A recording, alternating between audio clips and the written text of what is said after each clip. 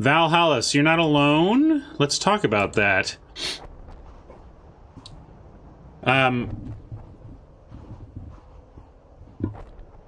Yeah, I wanted to start today by talking about a lot of what I've been seeing over the weekend. Zach reached out to me, Zvazda there, with his thoughts.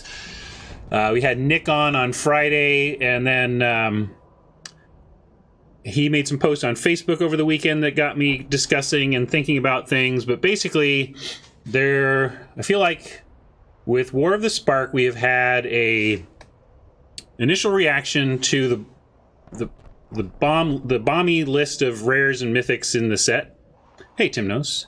And then, so Judgment, it's a bomb. It's a bomby format. It's a princely format. And then there's now been a lot of kind of counter narrative on that front. It's not that way as much. Synergy matters. But here's the thing. People are making a lot of different points, and I'm having a hard time both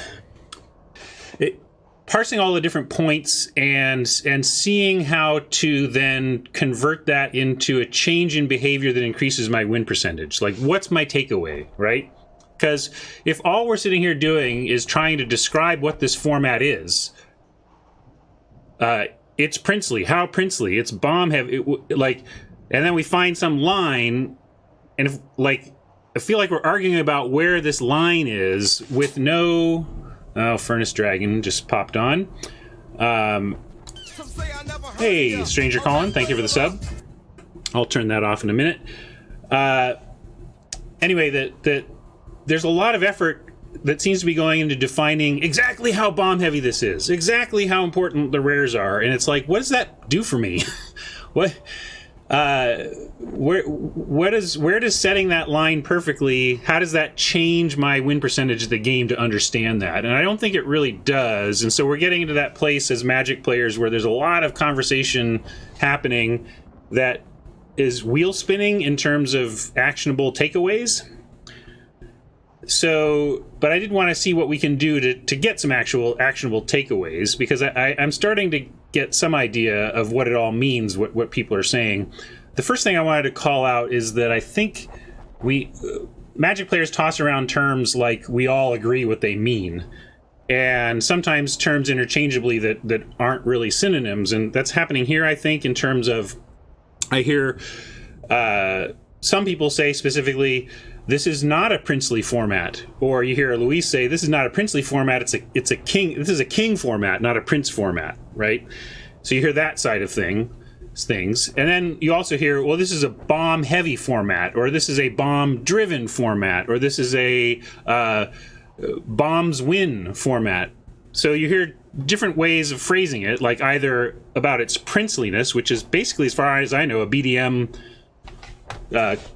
term coin that we now use to distinguish between what we call princely formats and pauper formats versus bomb driven or bomb heavy. I think they're close. There's some overlap, but those are actually different things, because it is undeniable that this is a bomb heavy format. Like, you can't.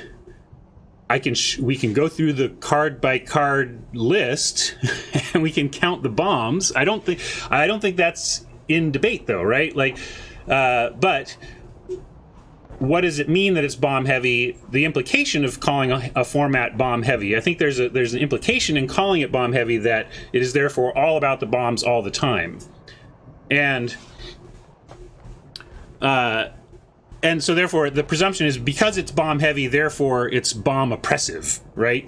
And it's not even necessarily like that. Like, you're getting a lot of comparisons to Fate Reforged, which was a bomb heavy format, but that was a bomb oppressive format. A lot of the bombs in that set were rare enchantments, and the cycle of rare enchantments that were powerful were very hard to interact with, and so there was a feeling of helplessness with the bombs in Fate Reforged, and so that's one factor. And you kind of get those with the God Pharaohs as helpless feeling bombs in this set, so there is some of that. But yeah, I wanted to call out the difference between something being bomb heavy versus being princely specifically, because when you call something princely, it's being that implies that it is not the opposite side of that coin, which is pauper. A pauper format is all about, it's not rare driven. It's all about the synergies at common and uncommon and building powerful decks based on synergies, or not even necessarily synergies. Like, I think you would call Origins a pauper format, and it was very low synergy, but it was very high cabs. So like, whether, when a format is high cabs, high synergy, or high synergy, people kind of refer that to as a pauper format, thanks to BDM's coining. So I think when we call this a princely format, there's some pushback, specifically because there's an implication in calling it princely as opposed to bomb heavy that further implies that it is not pauperly. But how about this? It can be both. For one thing I think is happening is that we identify that the set is full of bombs, that the bombs are more powerful and more plentiful than in most sets. And then the assumption is that, or the expectation is, well, just all these games are going to end on bombs all the time. And then it doesn't happen. But, think about it. Like, there are mythics. There's 15 mythics per set. Did you even see or play with every single mythic from the last set? I say you viewer, you like, I don't know how much you drafted, but like, we drafted daily, near daily, every weekday on this account, and we didn't see and play with every single mythic, so it's like, the fact that, let's say that the bomb rares and mythics have doubled in this set. Well, doubling the frequency with which you face that kind of card certainly makes that a more princely format, but it doesn't mean that every single game is decided by rares and mythics, right? So I think there's kind of an overcorrection. I feel like this weekend there's been an overcorrection about the bomminess of the format, because we're kind of correcting for our perception of what we should expect from a bomby format, and correcting that more appropriately. And I think somewhat that's what's happening. It's like, look, Nick made a post where he was showing his what he felt was an example of a low bomb, no bomb, high synergy deck that he got 5 wins with. Now, I pointed out that it had a Johnny. It's like, how many games in the 10 wins you had, how many times did you win by completely locking up the board with a Johnny? And because however many number of times those is, your opponent walked away thinking that this was a bomb-heavy format, right? That this was a princely format. So I think part of it is that, so part of what's going on is that it's not just that there's more bombs, but that everything is, there's cards pushed at every single rarity. So there's commons that feel uncommon, there's uncommons that feel rare, there's rares that feel mythic, and there's mythics that feel broken, right? Yeah. We're just talking about your post, Nick, and the reaction to it that I had, but I feel like yeah. So I think it's undeniable that the format is bomb heavy, but that does not mean that bombs are going to decide every single game.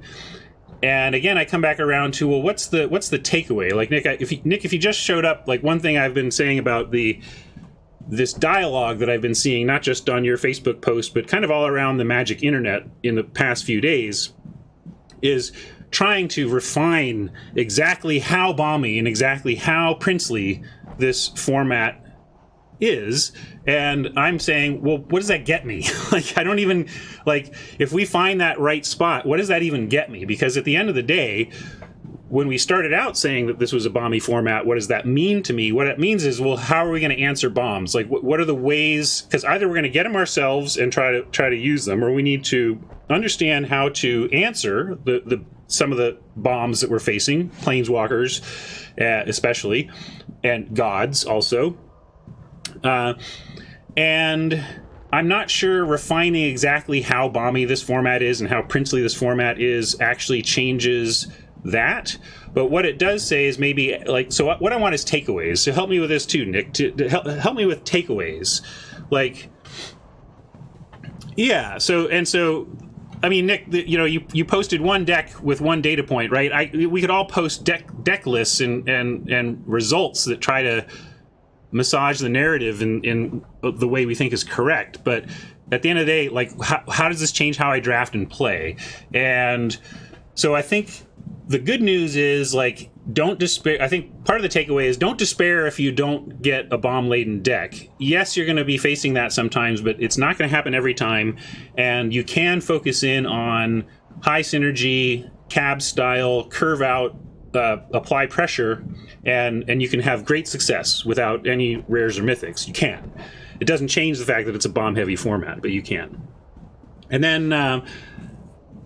So another thing, a great comment that somebody had on Nick's Facebook post that I appreciated, because it was kind of a takeaway. I can't remember his name, but he said he doesn't think it's not as much of a format about bombs as it is.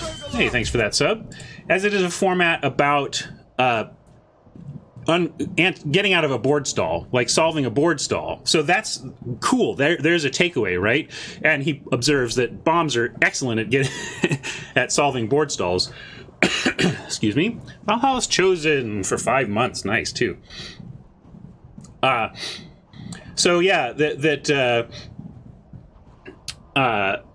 let's see, where was I at? And there's a sub from Nick as well. Thank you. So anyway, so that's a thing to do, is maybe you don't have bombs, but if you don't have bombs, you should be looking at plan B of just at least making sure you understand that you have some cards in your deck that can win in a board stall. So for example, the 3/5 for 5 for 4 and a blue that for 4 whatever becomes unblockable until the end of turn. That is not a bomb, but it's a card you can put in your deck when you're missing bombs to ensure that you have some way to get through board stalls. And it's a way to help answer some opponents' bombs as well. So I would be thinking in those terms about that. Another thing, like Zach sent me an email about how he felt.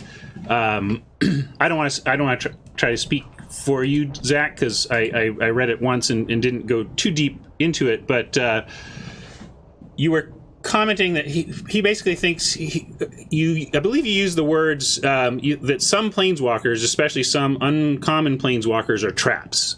And I think you may be right that there are some individual uncommon planeswalkers that are traps.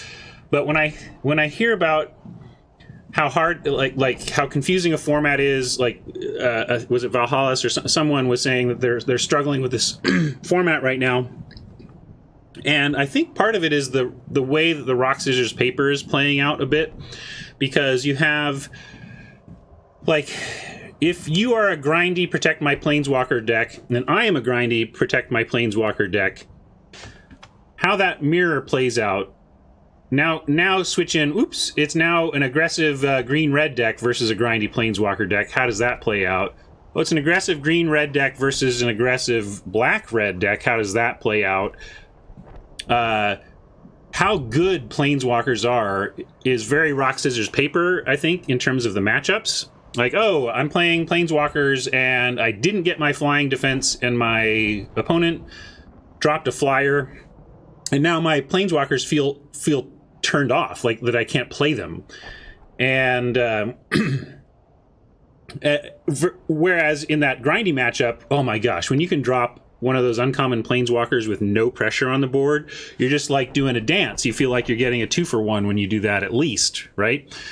And so my point is that I think there's the planeswalkers, while some of them may be traps, I think what is really coming to me about these planeswalkers is how swingy they are, just as cards, because when they're unfettered, when they're unpressured, they're amazing, and when they're pressured, they are sometimes literally unplayable.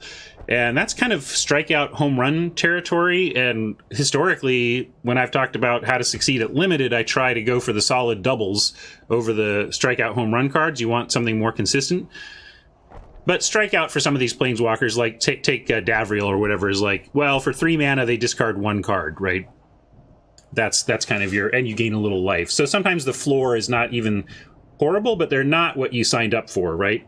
And so I think part of what's going on in this format is a weird rock, scissors, paper around the power level of planeswalkers, how they play out given the matchup, and confusion about whether they're good, why they're good, you know, how to defend them, how to attack them.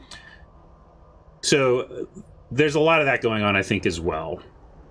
So yeah, that's my brain dump on the narrative pushback I'm experiencing around the princeliness or bomb heaviness of the format. So anybody has any thoughts or questions, I'll take a follow-up or two or something, but beyond that, let's go see what we can do to prove our points.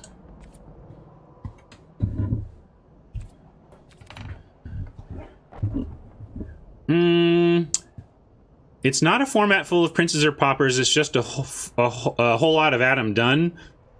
No, I would say it's undeniable. Like, if you're going to look me straight in the eye and say, this is not a bomb-heavy format, I'm just like, your card evaluation skills need work then, because I can read the spoiler. And Luis and Marshall were not wrong dishing out A's left and right? So, yeah, I think Nick has a nice summary there. I think my takeaways, if any, are focus on strong synergies, support your bombs, and accept that this is a swingier, high-variance format than most. Exactly. It's just a swingy, high-variance format for many reasons, both because you may or may not have a bomb, you may or may not have an answer for a bomb, and you may or may not turn your uncommons into bomby-type cards depending on how the game plays out. So yeah, it's. I think that's a good summary, Nick.